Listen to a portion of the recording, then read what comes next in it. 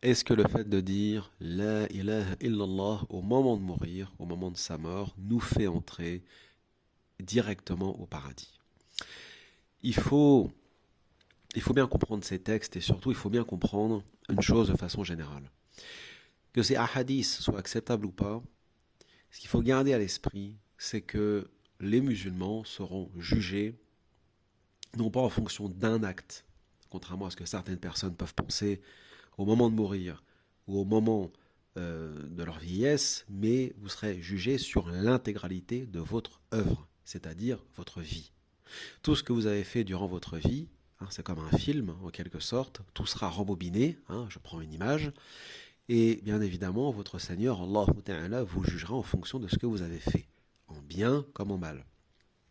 Que ce soit vos prières, vos jeûnes, vos invocations, vos évocations, vos passages à la mosquée, les péchés que vous avez commis, et ainsi de suite. Vous serez jugé vraiment sur l'intégralité de vos actions ici-bas, et non pas seulement sur une parole prononcée au moment de mourir. Alors une fois de plus, certaines personnes interprètent de façon littérale ce hadith en disant voilà, je dis là, de toute façon, j'ai rien fait toute ma vie, j'ai fait du haram toute ma vie, j'ai fait du kufr toute ma vie, mais je dis la ilaha illallah, je vais au paradis. Non, ça ne marche pas comme ça.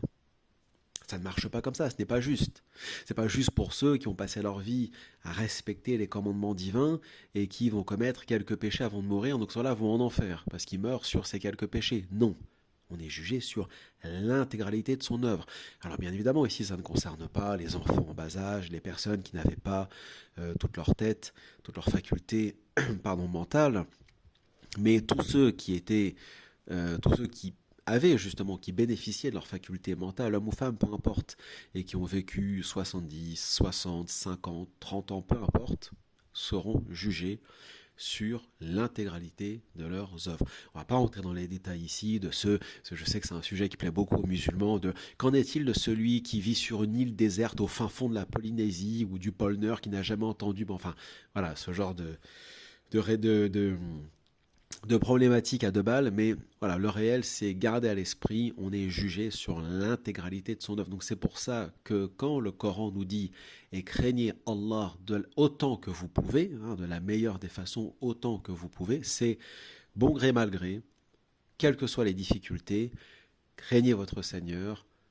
mettez-vous sous la protection du Coran d'Allah Ta'ala, et soyez ferme dans votre pratique et gardez toujours à l'esprit de faire mieux que la veille.